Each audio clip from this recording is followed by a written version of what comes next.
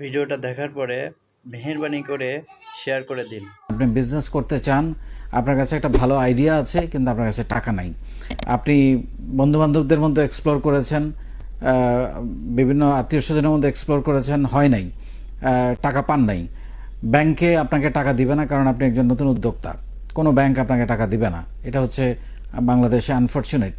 কিন্তু বাংলাদেশে এখন কিছু ভেঞ্চার কোম্পানি তৈরি হয়েছে যারা আপনাকে টাকা দেওয়ার জন্য তৈরি। সেটার জন্য কি দরকার?